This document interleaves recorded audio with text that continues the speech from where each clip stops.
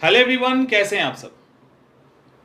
Books versus notes, किताब और notes के बीच में जो डिफरेंस है उसको लेकर मैंने पहले भी आपसे बात की है और पहले भी बहुत सारी बातें मैंने आपको समझाने की कोशिश की है। कुछ लोगों पे उसका असर भी पड़ा। आज विथ प्रूफ आपको बताएंगे कि नोट्स क्या होना चाहिए, बुक्स क्या होना चाहिए, और आई थिंक इस सेशन के बाद आपको किताब पढ़ना पसंद आना चाहिए या किताब पढ़ने के इंपॉर्टेंस को समझ में आ जाना चाहिए। तो हम लोग ठीक से किताब और नोट्स के बीच में डिफरेंस को देखते हैं, लेकिन उसको देखने के पहले कुछ जो छोटी छोटी बातें हैं उसको देखते हैं और उसके बाद हम प्रैक्टिकली देखने की कोशिश करेंगे कि कितना अंतर होता है जब आप किताब पढ़ते हो और जब आप सिर्फ नोट्स पढ़ते हैं। तो आपके कॉन्फिडेंस लेवल और आपकी जो समझ है उसमें बहुत बड़ा अंतर होता है। कई बार आपको लगता है ना कि अरे फलाने सर हैं या फलाना सीनियर है या ये लड़का है ये बहुत नॉलेज रखता है, ऐसी कई सारी चीज़ें। उसके पीछे कारण किताबें हैं। किसी भी क्षेत्र में आप जितनी ज़्यादा किताबें पढ़ेंगे, जितनी अच्छी अच्छी किताबें पढ़ेंगे, आपका नॉलेज उतना ही बढ़ेगा, क्योंकि आप लिखने तो जाते नहीं हो, आप प्राइमरी सोर्स का तो यूज करते नहीं हैं। तो जब आप प्राइमरी सोर्स करते नहीं हो, आप लिखने जाते नहीं हैं, तो डेफिनेटली कहीं ना कहीं आप किताबों पे ही रहोगे ना डिपेंड। और वो भी कौन सी किताब? अच्छी किताब, एक स्टैंडर्ड बुक, अच्छे राइटर के द्वारा लिखा गया, जो फेमस राइटर हैं। वो कोई भी हो सकते हैं, वो एकेडमिक फील्ड के हो सकते हैं, नॉन एकेडमिक के भी हो सकते हैं। खैर, अब हम आते हैं बुक्स और नोट्स पे। देखिए, बुक्स अपनी जगह पे अपना इंपॉर्टेंस रखता है, नोट्स अपनी जगह पे अपना इंपॉर्टेंस रखता है। किताब नोट्स की जगह नहीं ले सकता, नोट्स किताब की जगह नहीं ले सकता। पहले हम लोग प्रैक्टिकली देखने की कोशिश करते हैं, उसके बाद आगे बात करेंगे। आपके सामने दो स्लाइड आ रहा है। एक स्लाइड में एक टॉपिक है, मतलब अभी रेगुलेटिंग एक्ट है ना, हाँ, मैं इसको पढ़ूंगा आपके सामने और एक तरफ बुक के कंटेंट हैं और एक तरफ उसी से निकाला छोटा सा नोट्स। अब कोई नोट्स पढ़ेगा तो और किताब पढ़ेगा तो क्या अंतर होगा? और इसके बाद आपके दिमाग में एक और सवाल चल रहा होगा, मैं समझता हूं उस सवाल को, उस सवाल पे भी अभी बात करेंगे। पहले इसको एक बार हम क्लियर कर लें, ये बहुत ही जरूरी है। चलिए, एक एक लाइन में पढ़ूंगा यहाँ पे और आपको एक एक लाइन समझना है और सुनना भी है। रेगुलेटिंग एक्ट और गवर्नर जनरल का परिषद। आपको पता है रेगुलेटिंग एक्ट से गवर्नर जनरल को एक काउंसिल दिया गया था। अब उसमें क्या लिखा है, किताब में क्या लिखा है? 1773 में रेगुलेटिंग एक्ट पारित किया गया। इसके अनुसार भारत में शासन का भार गवर्नर जनरल और उसकी 4 सदस्यों वाली परिषद पर डाल दिया गया। यद्यपि इस परिषद का अध्यक्ष गवर्नर जनरल होता था, परंतु निर्णय बहुमत से करने होते थे। गवर्नर जनरल के निर्णायक मत का प्रयोग केवल बराबर की स्थिति में ही हो सकता था, जो कि 5 सदस्यीय परिषद में बहुत कम हो सकता था। परिषद की सभा के लिए न्यूनतम निर्दिष्ट संख्या 3 थी। इन 5 सदस्यों के नाम निर्दिष्ट संख्या 3 थी। और यहाँ पे मैंने कुछ लाइन मिस छोड़ दिया है जानबूझ के क्योंकि बहुत लंबा हो जा रहा था। इसमें रेगुलेटिंग एक्ट में 5 सदस्यों के नाम लिखे गए थे। इन 5 सदस्यों के नाम एक्ट में दिए गए थे। इनमें से हेस्टिंग्स, वॉरवेल, ठीक से सुनिए, हेस्टिंग, वॉरवेल भारत में ही थे। शेष 3 यानी क्लेबरिंग, फ्रांसिस, मॉनसन अक्टूबर 1774 में इंग्लैंड से भारत पहुंचे। तीनों व्यक्तियों के मन में यह धारणा थी कि वारेन हेस्टिंग्स बेईमान था तथा भारत का समस्त शासन भी इसी प्रकार भ्रष्ट था। इन तीनों में से फ्रांसिस सबसे महत्वाकांक्षी और योग्य था। कोलकाता पहुंचने के दिन से इनके झगड़े आरंभ हो गए थे। प्रथम शिकायत यह थी कि इनका यथा योग्य सत्कार नहीं किया गया। प्रथम बैठक से ही झगड़ा आरंभ हो गया। इन सदस्यों ने वारेन हेस्टिंग्स के शासन की अनियमितताओं पर बहस करने का प्रस्ताव किया। उन्होंने बनारस के नवाब वजीर से हुए समस्त पत्र व्यवहार का ब्यौरा मांगा। अक्टूबर 1774 से सितंबर 1776 तक परिषद बहुमत के हाथ में ही रही। 25 सितंबर 1776 को मॉनसन की मृत्यु हो जाती है, जिससे वारेन हेस्टिंग्स के परिषद में बहुमत प्राप्त हो गया है। क्योंकि अब सदस्य की कुल संख्या 4 रह गई थी और वह बारवेल की सहायता से अपने निर्णायक मत का प्रयोग कर सकता था, परंतु झगड़ा समाप्त नहीं हुआ।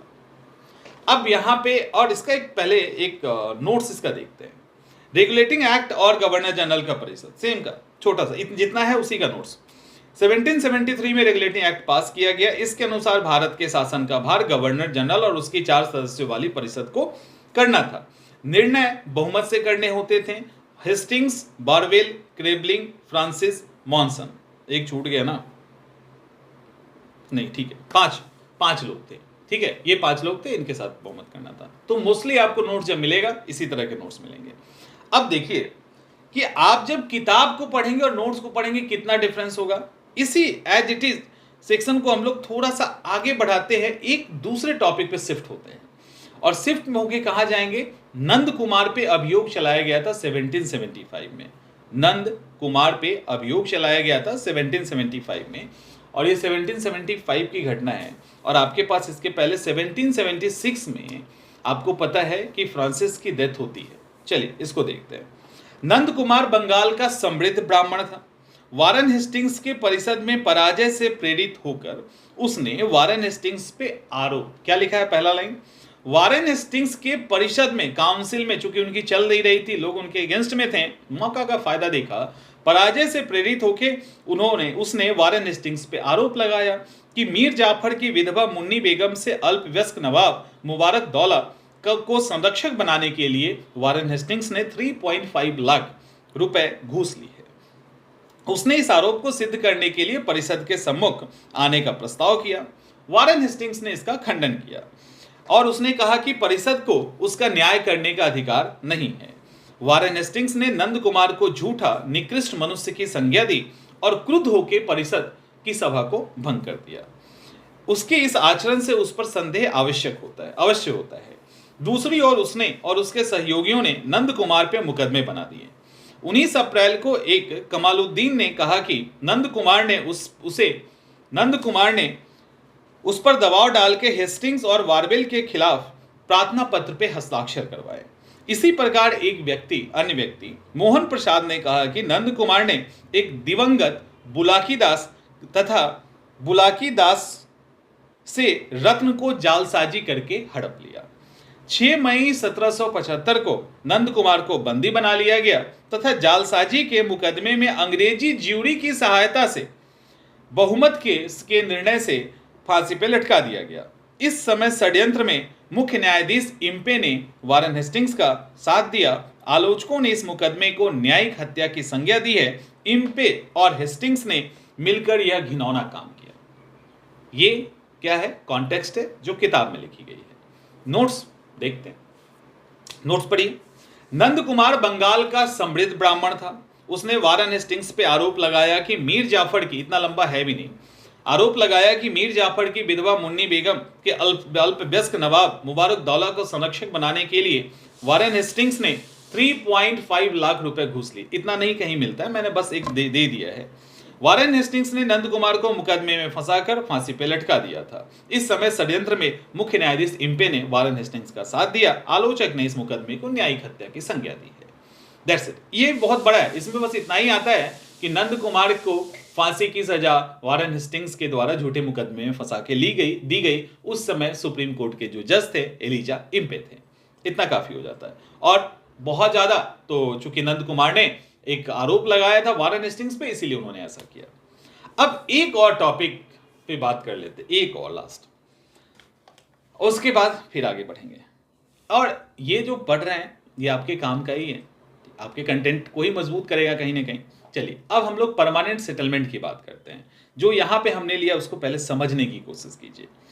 Cornwallis permanent settlement. कॉर्नवालिस की नियुक्ति के समय उसे आदेश मिले थे कि भारत में भूमि कर व्यवस्था का ऐसा हल निकाले जिससे कंपनी और कृषक दोनों के हितों की रक्षा हो सके।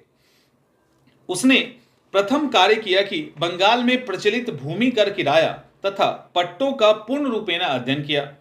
बहुत देर तक वाद विवाद हुए जिसमें राजस्व बोर्ड के प्रधान सर जॉन सोर, अभिलेखपाल जेम्स ग्रांट तथा गवर्नर जनरल ने प्रमुख रूप से भाग लिया। 3 लोगों ने भाग लिया। अब जेम्स ग्रांट भी, सोर भी और कॉर्नवालिस भी, कहाँ कौन थे सब पता है, चल गया। अब कुछ और है यहाँ पे, ठीक है। उनके सामने 3 समस्याएं थी। पहली समस्या, जमींदार तथा कृषक में से किसके साथ व्यवस्था की जाए। दूसरी समस्या, शासन का भूमि की उपज में कितना भाग होना चाहिए। तीसरी समस्या, क्या व्यवस्था कुछ वर्षों के लिए लाई जाए या अस्थायी की जाए। तीन सवाल उनके सामने। जमींदार को कर संग्रहकर्ता और भूमि का स्वामी माना जाए, इस प्रश्न पर सर जॉन सोर और जेम्स ग्रांट के मत विपरीत थे। सोर उसे भूमि का स्वामी स्वीकार करता था और उसे निश्चित भूमि कर ही देना था। वह सारी भूमि को अपने बच्चों को बपौती के रूप में दे सकता था। यह बपौती शब्द का यूज किताब में किया गया है। उसे गिरवी रख सकता था अथवा बेच सकता था। सोर के अनुसार यह स्थिति उत्तर मुगल काल से चलती आ रही है। जेम्स ग्रांट के अनुसार समस्त भूमि सरकार की है तथा जमींदार केवल उसकी ओर से भूमि का संग्रह करता है। सरकार जब चाहे उसे हटा सकती है। कॉर्नवालिस स्वयं इंग्लैंड का एक जमींदार था और वह सोर के विचार से सहमत था। दूसरी ओर कंपनी के अधिकारियों के पास इतनी क्षमता और प्रशासन का अनुभव नहीं था कि वह किसानों के साथ सीधे भूमि कर व्यवस्था लागू कर सके। अतएव कर्नवालिस जमींदार से ही व्यवस्था करने की सोची। समय के विषय में सोर और कॉर्नवालिस के विचार भिन्न थे। समय के विषय में सोर के अनुसार भू संपत्तियों का सर्वेक्षण और उसकी सीमाओं का निर्धारण नहीं हुआ है, अतएव व्यवस्था 10 वर्ष के लिए लागू होनी चाहिए। कॉर्नवालिस का विचार था कि यह व्यवस्था अस्थायी और शाश्वत होनी चाहिए। उसके अनुसार 10 वर्ष का समय बहुत थोड़ा होता है और कोई भी जमींदार भूमि का अस्थायी सुधार करने का प्रयत्न नहीं करेगा। कोर्ट ऑफ डायरेक्टर कॉर्नवालिस के प्रस्ताव से सहमत हो गए। जमींदार को भूमि का स्वामी बना दिया गया। 1790 में उसने 10 वर्ष की व्यवस्था कर दी गई। यही व्यवस्था 1793 में अस्थायी कर दिया गया तथा जमींदार तथा उनके उत्तराधिकारियों को शाश्वत रूप से इसी दर से भूमि कर देना होगा। भूमि लगान 8.9 समथिंग। चलिए अब इसको देखते हैं। अस्थायी भूमि कर व्यवस्था का शॉर्ट। कॉर्नवालिस ने 1790 में 10 वर्ष के लिए इसको लागू की। यही व्यवस्था 1793 में अस्थायी कर दी गई। तो ये एक फैक्ट है। और कितना क्या था रेशियो। अब यहां पे कुछ और ऐड करोगे तो जेम्स ग्रांट और सोर का एक एक लाइन ऐड हो सकता है। अब मैंने आपको ये नोट्स और डिटेल बुक का कंटेंट क्यों बताया, क्योंकि इस किताब से कुछ पॉइंट्स निकाल के नोट्स बना दिए गए। क्या ये नोट्स उस समय के सारे सिचुएशन को क्लियर कर रहा है, सारे सिचुएशन सारी कहानियों को बता रहा है। एक्चुअली इतिहास क्या है, एक कहानी है। और ये किसी एक सब्जेक्ट की बात नहीं है, ये किसी एक सब्जेक्ट की बात नहीं हो रही, ये इंटायर सब्जेक्ट की बात हो रही है। जब आप नोट्स पढ़ते हो ना तो आपको जस्ट एक इंफॉर्मेशन हाथ लगता है और उस इंफॉर्मेशन का अगर कोई बेस नहीं है, कोई स्टोरी नहीं है, तो फिर प्रॉपर तरीके से समझ नहीं आती। जैसे आपको कोई आके मूवी के बारे में बता दे, माने किसी ने मूवी देखी और आपको आके बता दिया, 1 मिनट में बता के कहानी खत्म कर दिया, आप एग्जैक्टली उसको रिलेट नहीं कर पाएंगे। लेकिन जब पूरी मूवी को देखेंगे तब आपको चीजें अच्छे से समझ में आएगी। उसी तरह से होता क्या है कि जब आप नोट्स पढ़ते हो तो आप फैक्ट्स एंड फैक्ट्स पढ़ रहे होते हैं, सिर्फ फैक्ट्स। अब उस समय क्या हुआ, कॉर्नवालिस, जॉन सोर और जेम्स ग्रांट के बीच में क्या चल रहा था, वॉरेन हेस्टिंग्स कितना परेशान था अपने काउंसिल से, कौन उसको परेशान कर रहा था, ये सब पता ही नहीं है। और एक बार ये पता चल जाए तो नोट्स कितना आसान हो जाएगा। अब आपके मन में आएगा कि कुछ हमारे पास ऐसे नोट्स भी हैं, यानी कुछ संस्थाओं के ऐसे नोट्स हैं जहां डिटेल के साथ उस नोट्स को तैयार किया गया, कुछ कहानियां भी ऐड है। एक्चुअली नोट्स वो नहीं है, वो कुछ भी नहीं है। ठीक है, आपके पास ना ही अगर ऐसा कुछ नोट्स है जो बहुत मोटा है, बहुत बल्कि है और बहुत ज्यादा कंटेंट है, तो वो एक्चुअल नोट्स नहीं है, वो कुछ नहीं है। फिर वो ना किताब ही बन पाता है, ना ही नोट्स ही बन पाता है। ना वो आपको किताब का कॉन्फिडेंस दे पाएगा और ना ही नोट्स की तरह कंसाइज इंफॉर्मेशन दे पाएगा। तो नोट्स वो होता है जो बिल्कुल क्रक्स हो, बिल्कुल कंसाइज हो, जहां पे कोई प्रीलिम्स के नोट्स की बात कर रहे हैं, जहां पे कुछ और नहीं। मेंस के नोट्स उसी तरह से होगा। यानी अगर पूछा गया जमींदारी व्यवस्था, तो जमींदारी व्यवस्था में जो क्रक्स निकल के आएगा ना, एकदम निचोड़ का निचोड़, वो आपका परफेक्ट नोट्स होगा। क्योंकि नोट्स आप बनाते क्यों, या नोट्स आप लेते क्यों? नोट्स लेते हैं कि कोई कंटेंट ना छूटे, कोई मिस ना कर जाए। और नोट्स इसलिए भी लेते हैं कि एग्जाम के लास्ट टाइम में आप प्रॉपर तरीके से रिवाइज कर ले और अपना नोट्स भी उस बेस पे आप बना सकते हैं। तो नोट्स का काम क्या है? शॉर्ट टाइम में चीजों को रिवाइज करना, कुछ मिस ना हो जाए। जब आप किताब पढ़ते हो ना तो लंबी कहानी होती है, उस बीच में फैक्ट्स का मिस हो जाना बड़ा ही आम बात होता है। वही फैक्ट्स मिस ना हो जाए, मेंस के पॉइंट ऑफ व्यू से पॉइंट मिस ना हो जाए, इसके लिए हम नोट्स बनाते हैं। समझ में आ रहा है? नोट्स इसलिए नहीं बनाया जाता कि पूरा ग्रंथ हो और वो आपकी किताब का काम कर ले, ये एक्चुअली में गलतफहमी है। ठीक है, तो नोट्स बनाया जाता है जो आप पढ़ रहे हो उसमें से कुछ छूट ना जाए, कुछ इंपॉर्टेंट जो आपको एकदम से याद करना है वो रह ना जाए। उतनी मोटी किताब कितनी बार पलटेंगे, तो बेहतर है कि एक छोटा सा हिस्सा निकाल दिया गया, उसको पढ़ के याद कर ले और बाकी तो किताब में हम पढ़ेंगे। तो किताब को किसी भी तरीके से स्किप नहीं करना है, इतना आपको मुझे लगता है कि अब समझ में आ जाना चाहिए। और अभी भी नहीं आएगा तो कुछ नहीं कर सकते हैं, अभी भी अगर नहीं आया तो कुछ नहीं किया जा सकता। बट अब आपको इतना पे समझ में आ जाना चाहिए कि आपको अच्छी किताबें पढ़नी चाहिए, बार बार पढ़नी चाहिए। जब आप पढ़ोगे और कहानियों के साथ फैक्ट्स रिलेट करेंगे तो फैक्ट्स भूलेंगे नहीं, लंबे समय तक याद होगा, कॉन्फिडेंस होगा। किसी भी तरह का क्वेश्चन आपसे अगर पूछा जाता है कोर सब्जेक्ट के अंदर जाके भी, तो आप उसके जवाब देने की स्थिति में आप होंगे। समझ में आ रहा है?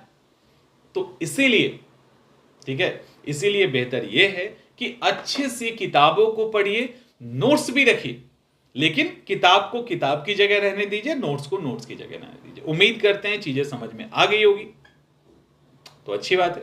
नहीं आई होगी तो क्या किया जा सकता है, फिर से कोशिश की जा सकती है। मिलते हैं अगले वीडियो में।